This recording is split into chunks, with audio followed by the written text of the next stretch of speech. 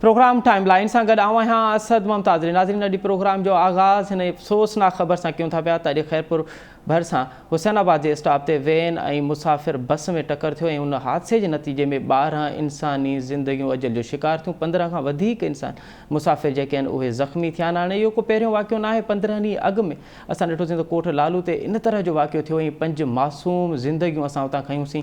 आख़िर सिंध जे public transport में सफ़र करण जी क़ीमत ज़िंदगी छो आहे? अॼु प्रोग्राम हिन ते ॻाल्हाईंदासीं। जॾहिं इन तरह जा वाक़िया थियनि था पिया त सरकार उन जो नोटिस त वठे थी पई, नोटिस खां ॻाल्हि अॻिते छो नथी वधे ऐं ख़ुदि असां जेके आहियूं इन तरह जे हादसे खां पोइ हिकु ॿिए हादसे जो इंतज़ारु छो था कयूं? असां पंहिंजे मैनेजमेंट खे बहितर छो नथा कयूं? असां पंहिंजे सिस्टम खे बहितर छो नथा कयूं? इहे जेके बसूं आहिनि, जेके वैगनूं आहिनि या पब्लिक ट्रांसपोर्ट आहे, इहे आख़िर मौत जो राकास बणिजी रोडनि ते छो थियूं हलनि? इन जो चेक एंड बैलेंस छो नथो थिए? अॼु प्रोग्राम में इन ते ॻाल्हाईंदासीं। हिन वक़्तु असांखे प्रोग्राम में जॉइन कयो आहे टाइम न्यूज़ ख़ैरपुर जो रिपोर्टर इरफान फुलपोटो। इरफान, प्रोग्राम में ख़ुशि आमदीद। इरफान, सभ खां पहिरियां त ॿुधाइजो हिन वक़्तु इन वाक़े जो अपडेट छा आहे?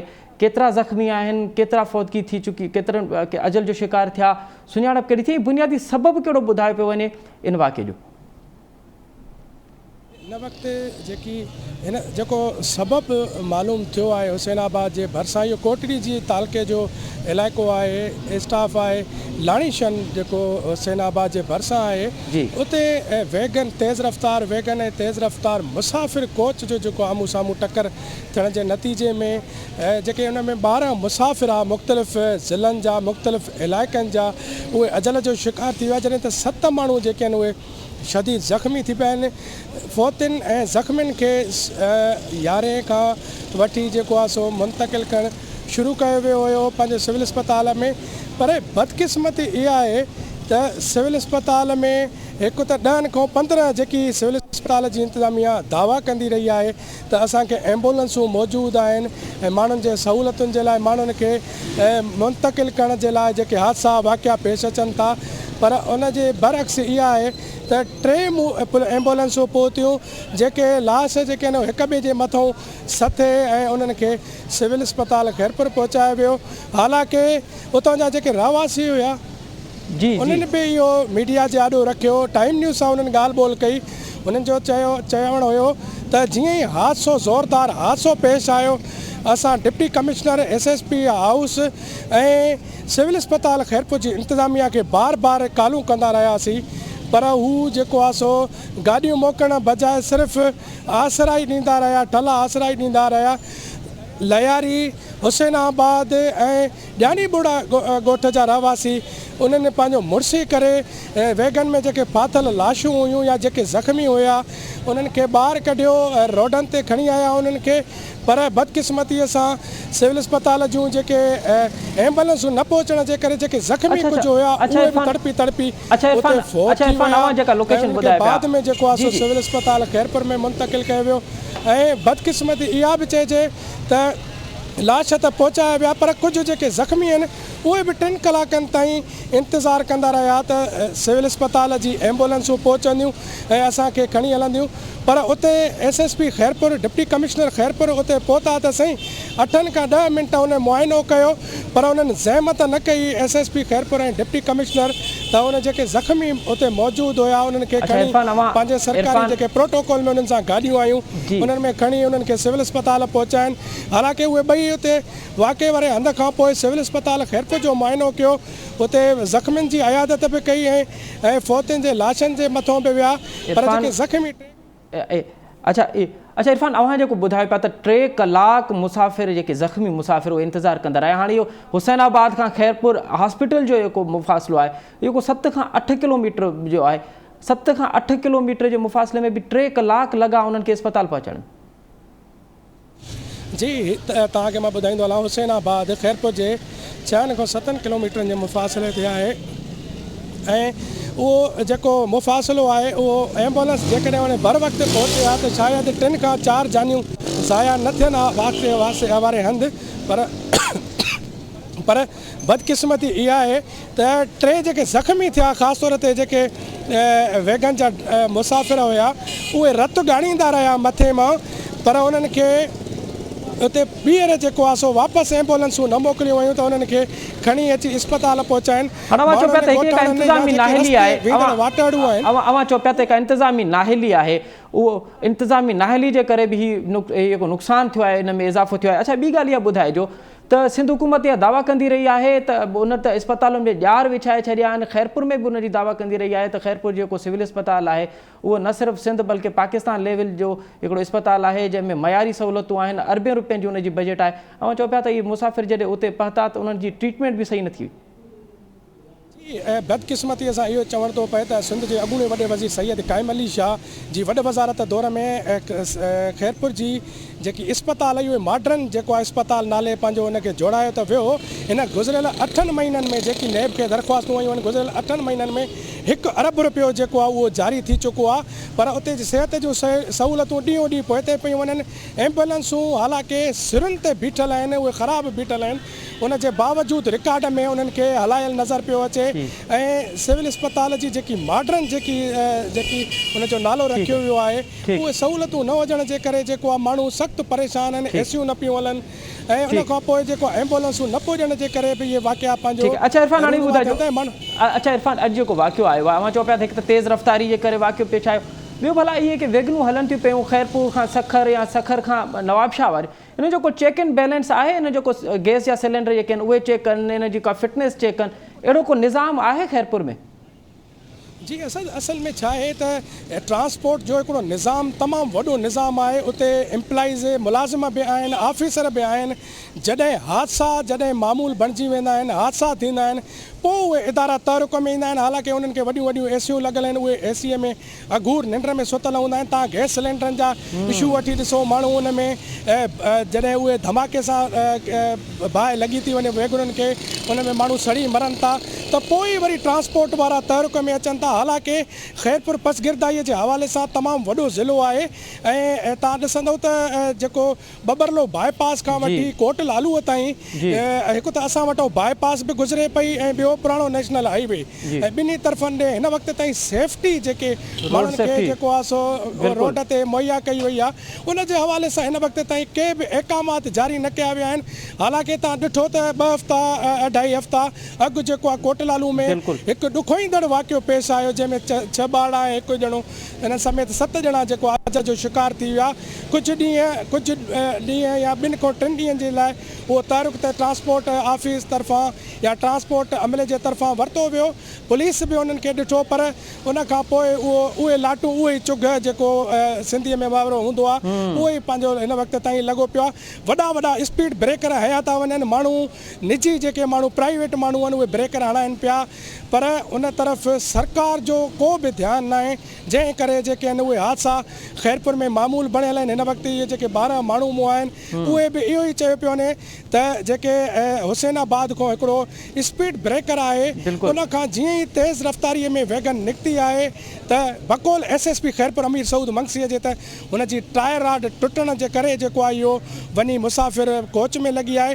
वधीक जांच कयूं पिया, पर हिन वक़्तु जेको आहे सो अच्छा इरफान, हिकु त स्पीड ब्रेकर जेको आहे उहो नेशनल हाईवे तरफ़ां लॻल आहिनि, त तव्हां मोड़ थो अचे त तव्हांखे स्पीड झकी करण लाइ स्पीड ब्रेकर आहिनि, या वरी उते निशान लॻा पिया आहिनि। ॿिया माण्हुनि पाण बि स्पीड ब्रेकर लॻाए छॾिया आहिनि, जंहिंजे आसपास माण्हुनि जा घर आहिनि या ज़मीनूं आहिनि, त उहे बि चवनि था पिया त उनजी पंहिंजी सेफ्टी जे लाइ, छाकाणि त रफ़्तार वेगुनि जी या इन तरह जा वाक़िया पेश अचनि था पिया, त उन्हनि पाण मुरादो बि स्पीड ब्रेकर ठाहिया। त इन जो को चेक एंड बैलेंस आहे त जेके माण्हुनि पाण ठाहे छॾिया आहिनि उहे उनजी लेवल केतिरी हूंदी, आम गाॾी उन मां कीअं गुज़र करे सघंदी, नंढी या वॾी गाॾी में फ़र्क़ु कीअं थींदो? अक्सर इहो ॾिठो वियो आहे त पंहिंजो मुख़्तलिफ़ जेके स्पीड ब्रेकर आहिनि उहे इंजीनियरनि जी महसूसु न थींदो आहे ईअं त इंजीनियर था ठाहिनि या उनखे कासाई पिया ठाहिनि, छो त उन ते न का पैमाश आहे, न उनखे मीटर हणी को चेक कयो वेंदो आहे त हिन जी पैमाश केतिरी आहे, डिघो केतिरो आहे, वेकिरो केतिरो आहे रखिणो आहे।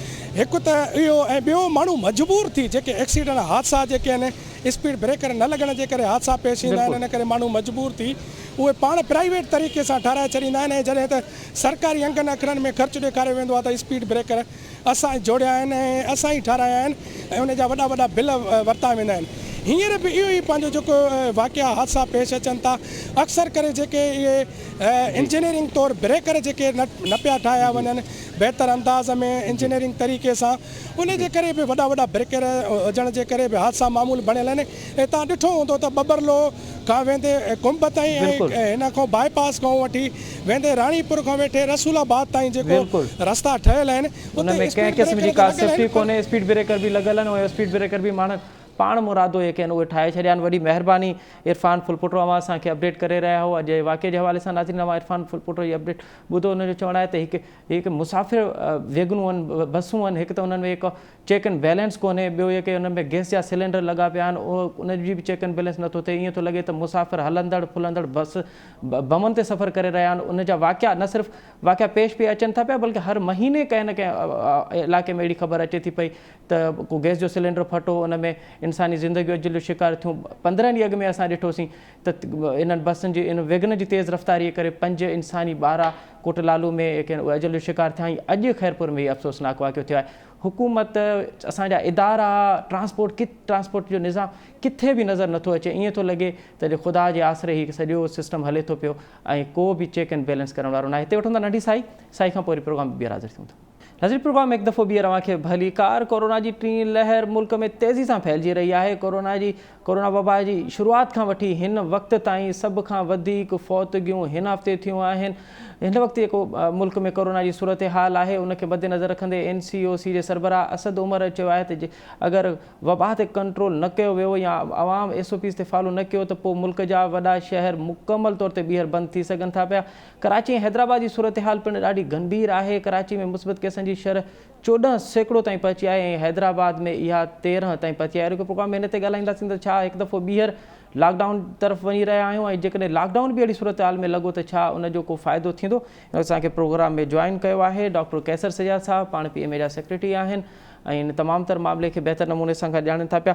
डॉक्टर साहब, प्रोग्राम में खुश आमदीद। ये बताइए कि कोरोना की जो 3rd वेव है, ये दोनों जो माजी की 2 वेव हैं, इनसे कितनी मुख्तलिफ है और क्या आप दोबारा लॉकडाउन की तरफ बढ़ सकते हैं?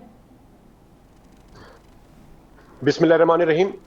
मैं थोड़ी सी तस्हीह करना चाहूँगा क्योंकि बार बार थोड़ा सा गलत हो जाता है। मैं एक्चुअली सेक्रेटरी जनरल हूँ जी बिल्कुल पाकिस्तान मेडिकल एसोसिएशन में। जी बिल्कुल। तो दूसरी बात ये कि आपके सवाल के जवाब में कि देखें जो पहली वेव्स और फिर सेकंड वेव्स जो आई थी उसमें जो है वो और अब जो है वो बहुत फर्क अच्छा है और बहुत ज़्यादा प्रॉब्लम क्रिएट कर सकता है। और उसकी वो इस तरह से कि जो अब जो वेव है वो यूके वेरिएंट्स के साथ है और यूके वेरिएंट्स जो है वो बहुत तेजी से एक से दूसरे में फैलता है। इसलिए हम इसको कह रहे हैं कि ये बड़ा खतरनाक और बहुत ही परेशान कुन लहर हो सकती है, तीसरी वेव जो खास करे।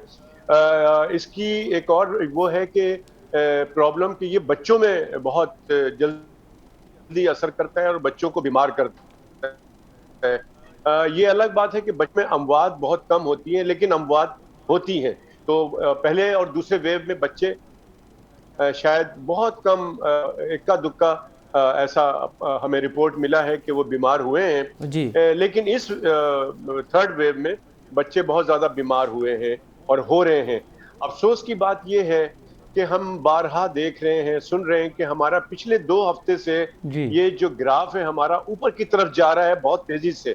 अगर आप कंपेयर करें पहले ये दूसरी वेव्स को अभी 3rd वेव्स में, तो इसमें अमवात बहुत तेजी से हो रहे हैं, लोग हलाक बहुत तेजी से हो रहे हैं, अमवात का रेशियो बहुत तेजी से बढ़ रहा है और हमें डर है। और मैं बार बार ये कह रहा हूँ कि अगर लोगों ने ये SOPs जिसको हम कहते हैं एहतियाती तदाबीर, जो 2-3 चीजें हैं जिसको नहीं माना जा रहा है, जिस पे अमल नहीं किया जा रहा है और जिद किया जा रहा है कि बाजार खोलना है, हमने शॉपिंग करनी है, हमने मजमे में जाना है, हमने जो है वो अफ्तार डिनर करना है, ये सारी चीजें जो है ये हमारे लिए बहुत परेशान कुन साबित हो सकता है और हो रहा है।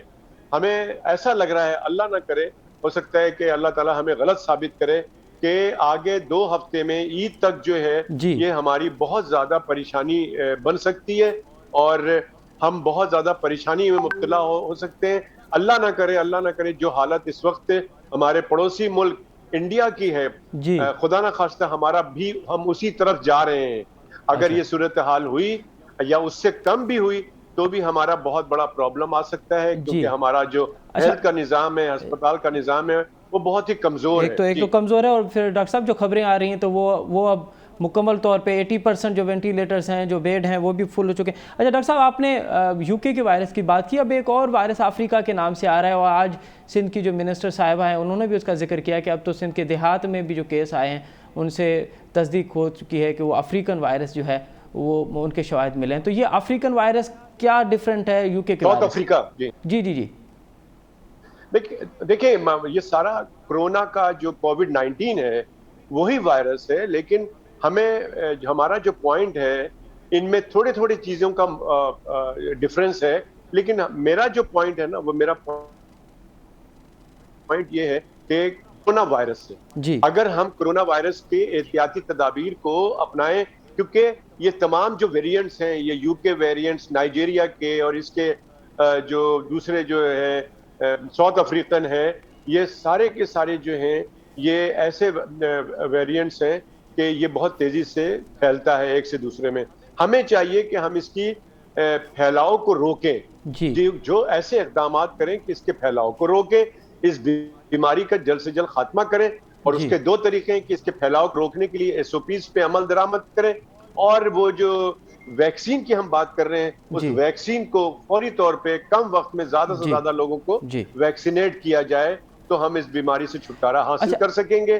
اچھا ڈاکٹر صاحب، آپ نے ویکسین کا ذکر کیا، تو ہم اب بھی ہم دیکھتے ہیں کہ ہم تو اب افریقن ملکوں سے بھی پیچھے ہیں، اور ملک اب جو 123 ملک ہیں اس میں ہمارا 120واں نمبر ہے، جہاں پہ ویکسین کی جو رفتار ہے وہ بہت سست روی کا شکار ہے۔ آپ کیا سمجھتے ہیں بنیادی سبب کیا ہے کہ یہاں ویکسین کا عمل کو اتنی تیزی سے کیوں نہیں پھیلایا گیا جس طرح سے ہم دیکھ رہے ہیں دیگر ممالک میں ہوا؟ دیکھیں، ایک تو یہ ہے کہ ویکسین ہمارے پاس جو ہے نا اس تعداد میں نہیں آئی جس تعداد میں آنی چاہیے۔ ابھی تک ویکسین ہمارے پاس جو ڈونیشن میں آئی ہوئی ہے وہی ویکسین ابھی لوگوں کو لگ رہی ہے، لیکن پھر بھی میں آپ کو بتاؤں کہ جو کمپیریٹیولی ممالک سے پاکستان میں پھر بھی ویکسین ہمارے پاس ہے اور کام ہو رہا ہے، لگ رہا ہے۔ کچھ ممالک میں تو ویکسین لگ کے ایک ڈوز لگ گئی اور دوسری ڈوز کے لیے انتظار ہو رہا ہے، لیکن اس کے باوجود ہم یہ کہتے ہیں کہ یہ ویکسین جو ہمارے پاس جس رفتار سے لگ رہی ہے، اگر یہی رفتار رہا تو پھر یہ 2028 تک بھی ہمارے لوگ جو ہے وہ ویکسینیٹ نہیں ہو سکیں گے، اور پھر ہمیں ویکسین لگانے کا فائدہ نہیں ہوگا۔ ویکسین لگانے کا فائدہ اس صورت میں ہے جب آپ کم وقت میں زیادہ لوگوں کو ویکسینیٹ کر دیں، اور ہم نے پہلے بھی کہا ہے کہ کم از کم یہ 70% سے 75% آبادی کو آپ کو ویکسینیٹ کرنا پڑے گا، تب ہم جا کے کورونا سے بچ سکتے ہیں۔ اور اس کے لیے بہت ضروری ہے کہ حکومت بہت تیزی سے لوگوں کو ویکسینیٹ کرے۔ یہ جو 1166 کا سسٹم ہے یہ ختم کر کے ڈائریکٹ یعنی واک ان سسٹم کرے کہ لوگ شناختی کارڈ دکھا کے سینٹر میں جائیں، ویکسینیشن سینٹر میں، اور وہیں رجسٹریشن ہوگا ان کا اور وہیں پہ ویکسین لگ جائے۔ یہ جو سسٹم ہے اس سے بہت سلو ڈاؤن ہو جاتا ہے اور اس سے بہت کنفیوژن ہوتا ہے۔ تو میں سمجھتا ہوں کہ اس طرح سے، اور ہیلتھ کیئر ورکرز کا آج انہوں نے اچھی بات یہ ہے کہ میری سنڈے کو سلطان صاحب سے، فیصل سلطان سے بات ہوئی تھی، انہوں نے وعدہ کیا تھا کہ 1-2 دن میں یہ ہم ہیلتھ کیئر ورکرز کو کھول دیں گے۔ تو میں شکریہ ادا کرتا ہوں فیصل سلطان صاحب کا کہ انہوں نے جو ہے ہیلتھ ورکرز کا آج ہیلتھ کیئر ورکر کو کھولا۔ ٹھیک ہے ڈاکٹر صاحب، پہلے ڈاکٹر صاحب شروعات میں ٹیسٹ نہیں ہو رہی تھی، اب ویکسین کا عمل سست رفتاری کا شکار ہے۔ اللہ خیر کرے کہ جو حالات آپ بتا رہے ہیں وہ اللہ خیر کرے، اللہ ہمیں اپنے حفظ و امان میں رکھے۔ آپ ہمارے ساتھ ہی رہیے۔ اس وقت ہمیں جوائن کیا ہے ڈاکٹر فیصل محمود صاحب، وہ انفیکشس ڈیزیز کے ماہر ہیں۔ ڈاکٹر صاحب، پہلے جو ہم پروگرام کرتے رہے ہیں، آپ ہمیں یہ بتاتے رہے ہیں کہ ہمارا کیونکہ امیون سسٹم یورپ کے ممالک کی نسبتاً کافی بہتر ہے، اس لیے کورونا نے ہم پہ زیادہ اثر نہیں کیا۔ اب جو آج جو این سی او سی کے سربراہ اسد عمر صاحب، انہوں نے کہا ہے کہ اب تک جتنی بھی زیادہ ہلاکتیں ہوئی ہیں کورونا سے شروعات سے لے کے اب تک، اس ہفتے میں سب سے زیادہ ہوئی ہیں، اور اب جو ہے ہو سکتا ہے کہ ہمیں جو ملک کے بڑے شہر ہیں وہ بند کرنے جائیں۔ تو اب کیا وہ جو تھیوری تھی کہ امیون سسٹم ہمارا بہتر ہے اس لیے ہمیں کورونا کا اتنا اثر نہیں ہو رہا، اب بھی آپ قائم ہیں یا اب حالات کچھ مختلف ہو چکے ہیں؟ جی السلام علیکم۔ تو نہیں، تو یہ تو میں نے ایکچولی کبھی نہیں بولا کہ ہماری امیونٹی دوسرے لوگوں کی امیونٹی سے زیادہ یہ مختلف پروگراموں میں ہمیں بتایا جاتا تھا کہ ہو سکتا ہے کہ ہمارا امیون باقی یورپ کے ممالک میں بہتر ہو، اس لیے کورونا کا یہاں پہ اتنی زیادہ ہلاکتیں نہیں ہوئی۔ جی تو اس کی مگر زیادہ بڑی وجہ جو میں نے بتائی تھی وہ یہ کہ ہمارے ملک کے اندر جو زیادہ عمر کے لوگ وہ کم ہیں، اور چونکہ زیادہ لوگوں کی عمر کے اندر اموات زیادہ ہوتی ہے تو اس وجہ سے یورپین ممالک وہاں پہ اموات زیادہ ہیں. پر یہ بالکل درست ہے کہ جب آپ کے ریٹس ہر جگہ بڑھتے ہیں، سارے عمروں میں بڑھتے ہیں، تو سب عمر میں ہلاکتیں ہوتی ہیں، اور ہم یہی دیکھ رہے ہیں کہ نمبرز اتنے بڑھ گئے ہیں کہ ہمارے اموات کی شرح میں کافی اضافہ ہوا ہے. تو اب کیا اگر شہر بند بھی کیے جائیں تو اس کا کوئی فائدہ ہوگا؟ اب مکمل لاک ڈاؤن لگایا جائے فائدہ ہوگا، یا کورونا اتنا پھیل چکا ہے کہ اب اس کا فائدہ نہیں ہوگا؟ تو دیکھیں، آپ جتنی بھی جو موومنٹ ہے اس کو کم کریں، اس سے آپ کو فائدہ ہوگا.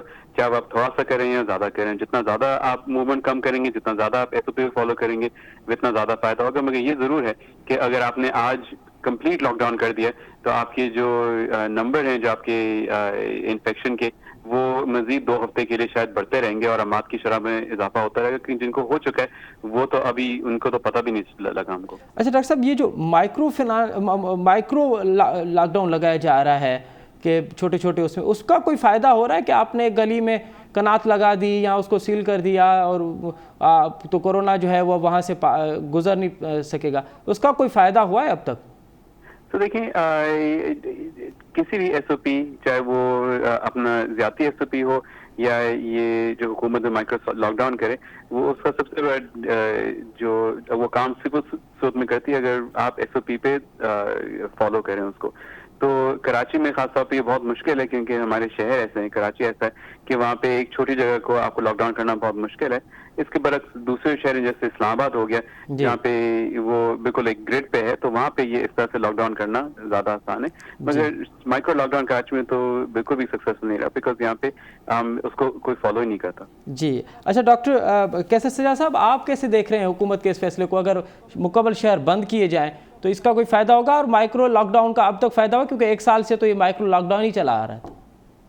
دیکھیے، میں تو پاکستان میڈیکل ایسوسیشن تو ہم تو پورا سال شروع سے کہتے رہے ہیں، جب کورونا یہاں آیا نہیں تھا تب سے ہم گائیڈ لائن دے رہے ہیں. 22 جنوری سے ہم نے یہ کیا تھا، جب ووہان کے سٹی میں، کراچی جو چائنا کے شہر ووہان میں صرف 6 لوگ انتقال کر گئے تھے اور 300 لوگ اس میں بیمار تھے اس بیماری میں. اس وقت سے ہم بتا رہے ہیں کہ ہمیں کرنا کیا ہے، اور ہم یہ کہہ رہے ہیں کہ جتنی بھی جو ملک ہے جنہوں نے کامیابی حاصل کی ہے، انہوں نے کوئی اسمارٹ لاک ڈاؤن یا مائکرو اسمارٹ لاک ڈاؤن وغیرہ نہیں کیا.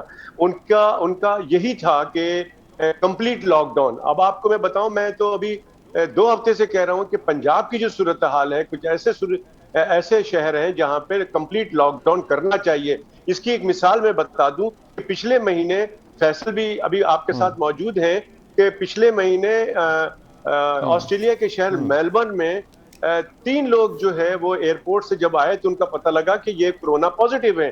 انہوں نے پورا شہر، میلبرن شہر 5 دن کے لیے بند کر دیا. صرف 3 لوگوں کا پتہ لگا تھا. اب تو ہمارے ملک میں کتنے ہزاروں کیسز روزانہ مل رہے ہیں اور 100-150 لوگ انتقال کر رہے ہیں، اور حکومت کو چاہیے کہ اس کو فوری طور پر روکے، اس کی جتنی بھی موومنٹ ہے اس کے پھیلاؤ کو روکے. اور اگر نہیں روک سکتے تو اس کا صرف اور صرف یہی علاج ہے کہ فوری طور پہ فیصلہ کریں، اس سے پہلے کہ سر سے پانی اوپر ہو جائے اور آپ جو ہے آپ کنٹرول نہیں کر پڑے. آپ کو کمپلیٹ لاک ڈاؤن لگانا پڑے گا اس سے پہلے کہ ہماری حالت، ہم جا رہے ہیں انڈیا کی طرف، جس طرح اللہ نہ کرے، خدا نہ خواستہ، کہ جس طرح ہم چاہتے ہیں کہ ہماری اللہ تعالیٰ ہماری بات کو غلط ثابت کرے. جی بالکل، جس طرح سے انڈیا میں پروگریس ہو رہا تھا اسی طرح سے ہو رہا تھا. اچھا آج انڈیا میں ڈاکٹر صاحب، آپ نے روزانہ کی بنیاد پہ انفیکٹڈ ہو رہے ہیں. جی ڈاکٹر صاحب، آپ نے پنجاب کا ذکر کیا، اور کے پی کے کی بھی صورتحال تقریباً پنجاب جیسی ہے. آپ اور ہم سندھ میں بیٹھے ہوئے ہیں. سندھ میں آپ کیسے دیکھ رہے ہیں کہ ہمارے پاس اتنی کیپیسٹی ہے، ہماری ہاسپٹلس میں اتنا بہتر نظام ہے کہ اللہ نہ کرے اگر اس طرح کا صورتحال ہو گئی تو ہم اس کو فیس کر پائیں گے اس کو؟ نہیں جی، بالکل نہیں. میں سمجھتا ہوں کہ ہمارا جو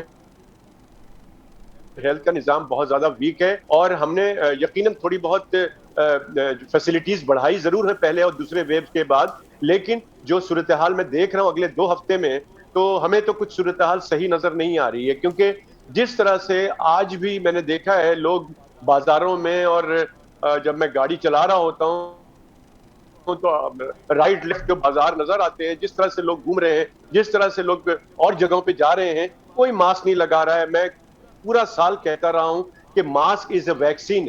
خدا را یہ ویکسین مستقل لگا کے رکھیں جب آپ بازار جاتے ہیں، جب آپ لوگوں میں جاتے ہیں. لیکن کوئی بھی کسی قسم کا کوئی دھیان نہیں دے رہا. ہر آدمی گلے بھی مل رہا ہے، ہاتھ بھی ملا رہا ہے. تو میں سمجھ رہا ہوں کہ یہ بیماریاں بہت تیزی سے پھیل چکی ہیں اور اب یہ ملٹی پلائی ہونے جا رہا ہے. تو اب سندھ کی باری ہے، پنجاب، کے پی کے اور بلوچستان میں بھی بڑھ گئے.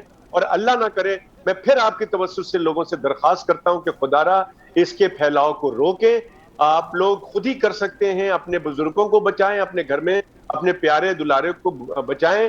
کیونکہ پچھلے عید میں یہی حال ہوا تھا. ہم چیخ رہے تھے لیکن لوگوں نے دھیان نہیں دیا اور عید کے بعد بہت زیادہ تباہی آئی. آپ نے دیکھا کہ اسپتالوں میں جگہ موجود نہیں تھی. لہٰذا ہم درخواست کرتے ہیں اور ساتھ ہی ساتھ حکومت سے درخواست کرتے ہیں کہ خدا را ایس او پیز پہ سختی سے عمل درآمد کرائیں. بولنے سے کام نہیں چلے گا. باہر کے ملکوں میں سخت سزائیں دی جاتی ہیں، جرمانے کیے جاتے ہیں. تو اس کو پابندی کریں، اس کے اوپر امپلیمنٹیشن کریں، تب شاید کورونا کا خاتمہ ہو سکے گا. اور ویکسین کے لگانے کے لیے اویئر کریں لوگوں کو کہ ویکسین لگانا مسٹ ہے، اور کیوں مسٹ ہے یہ بتانا پڑے گا. ٹھیک ہے. اچھا ڈاکٹر فیصل محمود صاحب، ایک تو یہ بار بار پوچھا جا رہا ہے کہ اگر 2 الگ الگ کمپنیز کی ویکسینیشن کرائی جائے تو اس کا کوئی نقصان تو نہیں ہوگا، اس کو کوئی سائیڈ ایفیکٹ تو نہیں ہوگا. ایک تو آپ اس پہ ذرا بتائیے گا ہمیں کہ اگر الگ ویکسین ہوتی ہے تو اس کا کوئی مسئلہ ہے یا مسئلہ نہیں ہے. اور دوسرا، آپ کیا سمجھتے ہیں کہ اب حکومت کو فوری طور پہ کیا اقدامات لینے چاہیے؟ تو دیکھیں، جہاں تک 2 الگ ویکسین لگانے کا تعلق ہے تو اس کے اوپر ابھی تحقیق نہیں ہوئی ہے کہ اگر آپ نے ایک ویکسین ایک کمپنی کی لگائی، دوسری کمپنی کی لگائی ہے تو اس سے کیا ہوگا، کیا اس سے آپ کو قوت مدافعت بنے گی کہ نہیں بنے گی. کیونکہ یاد رکھیں جتنی بھی ویکسینز ہیں وہ دوسرے کمپنیز کی تو ہیں، مگر یہ دوائیاں بھی بالکل الگ الگ ہیں. ان کا امیونٹی بنانے کا طریقہ بھی الگ ہے، اور جو کیمیکل ہے وہ بالکل الگ ہے. تو ایسا نہیں ہے کہ آپ نے کسی ایک کمپنی کی لگائی پھر دوسری کمپنی کی لگائی. جہاں تک کیا اب گورنمنٹ کو کرنے کی ضرورت ہے، تو میں اگری کرتا ہوں گورنمنٹ کو تھوڑا سا اب اور اسٹرکٹ ہونے کی ضرورت ہے. اگر ان کو شہر بند کرنے کی ضرورت ہے تو بالکل شہر بند کرنے کی ضرورت ہے. کیونکہ اب سندھ میں بھی اور کراچی میں بھی اب جس رفتار سے کیسز بڑھ رہے ہیں، یہ پچھلے ہفتے میں یہ تو مطلب روز ہی تقریباً اب میں 20 سے 30 پیشنٹ روز میں دیکھ رہا ہوں. اور یہ وہی حالات شروع ہو رہے ہیں جو کہ اس ویو کے شروع میں ہم دیکھ رہے تھے، پہلی اور سیکنڈ ویو کے. عوام کو کیا کرنا چاہیے؟ حکومت کو تو آپ کہہ رہے ہیں کہ فوری طور پہ لاک ڈاؤن لگانا چاہیے، سخت اقدامات لینے چاہیے. خود عوام کو کیا کرنا چاہیے؟ کیا گزشتہ سال کی طرح اس سال بھی ایسے ہی کام چلے گا، لیکن اب کیا پھر اب ان کو جو ہے وہ سنبھلنا پڑے گا؟ نہیں تو دیکھیں، اب یہ تو اب جیسے کہ ڈاکٹر کیسر نے بتایا کہ عوام کو تو ہم لوگ ایک ساتھ سے بول رہے ہیں کہ جو کام کرنا ہے وہ کریں، یعنی کہ ماسک پہنیں، ہجوم میں نہ جائیں، باہر نہ جائیں، ہاتھ صاف رکھیں. اور یہ تو کہہ کے تھک گئے، مگر عوام کو بس اپنی ذمہ داری اٹھانی ہے اور یاد رکھنا ہے کہ اگر ان کو کووڈ ہوتا ہے اور ان کے کووڈ ہونے کی وجہ سے گھر پہ وہ لے کے آتے ہیں، ان کے بزرگ کا انتقال ہوتا ہے، یہ ان کا قصور ہے. پھر یہ ان کو ذہن میں رکھنے کی ضرورت ہے کہ یہ ایسی کوئی معمولی ہلکی پھلکی بیماری نہیں ہے کہ یہ ہوا پھر ختم ہو گیا، اور لوگ پورے گھر تباہ ہوئے ہیں اس بیماری کی وجہ سے. بہت شکریہ ڈاکٹر فیصل محمود صاحب. ڈاکٹر صاحب آپ کچھ کہہ رہے ہیں؟ ڈاکٹر کیسر صاحب جی، میں کہہ رہا ہوں کہ جو کہہ رہے ہیں فیصل، جو یہ لوگ باہر سے لا کے اپنے بزرگوں کو لگاتے ہیں، گھر میں کسی کا انتقال ہوتا ہے تو میں اس کو سوسائڈ کہتا ہوں. یہ خودکشی ہے کہ آپ جان بوجھ کے جو ہے، پتہ ہے کہ یہ پرابلم ہے اور ہم لوگ سب بتا رہے ہیں 1 سال سے 1.5 سال سے، لیکن اس پہ عمل نہیں کیا گیا، تو اس کو میں خودکشی کہوں گا، اور اسلام میں خودکشی حرام ہے. بالکل یہ یقیناً ایک خودکشی کا عمل ہے کہ آپ گھر سے باہر سے کورونا لائیں اور پھر نہ خود احتیاط کریں، نہ آپ کے گھر والے احتیاط کریں، اور پھر اگر اس میں کسی کی ہلاکت ہوتی ہے تو یہ یقیناً خودکشی ہے. بہت شکریہ ڈاکٹر فیصل محمود صاحب، ڈاکٹر کیسر سجاد صاحب، آپ دونوں معزز شخصیت کا بہت شکریہ. ناظرین، نواں بنن ڈاکٹرن جی تفصیلی رائے ॿुधी उन जो इहो चवणु आहे त फ़क़ति एहतियात ई असांखे तमामु तर मामले खां बचाए सघे थी पई, न त ॿी सूरत में हिकु टीं लहर आहे उहा गुज़िरियल 2 लहरनि खां इंतिहाई ख़तरनाक आहे. पाकिस्तान में कोरोना जी वबा जी शुरूआति खां वठी हिन वक़्त ताईं सभ खां वधीक फ़ौतगियूं हिन हफ़्ते थियूं आहिनि. कराची में कोरोना जे मुस्बत केसनि जो जेको रेशो आहे उहो 14 ताईं पहुतो आहे ऐं इहो 14 तमामु घणो ख़तरनाक आहे। अलाह माफ़ी ॾे जेका सूरत हाल पंजाब जी आहे या जेका सूरत हाल हिंदुस्तान जी आहे उहा अगरि सिंध में थिए थी पई त पोइ असांजी कैपेसिटी न आहे त असां उनखे बर्दाश्त करे सघूं। फ़क़ति एहतियात ई असांखे बचाए सघे थो पियो त असां समाजी विथी खे बरक़रार रखूं, असां मास्क लॻायूं, असां हथ साफ़ कयूं ऐं असां जेको मेल जोल आहे उन खां परहेज़ कयूं। हिते प्रोग्राम जे वक़्तु पंहिंजी पुॼाणी ते पहुचे थो। असद मुमताज़ ॾिठी ॾींदा इजाज़त। अल्लाह भाई।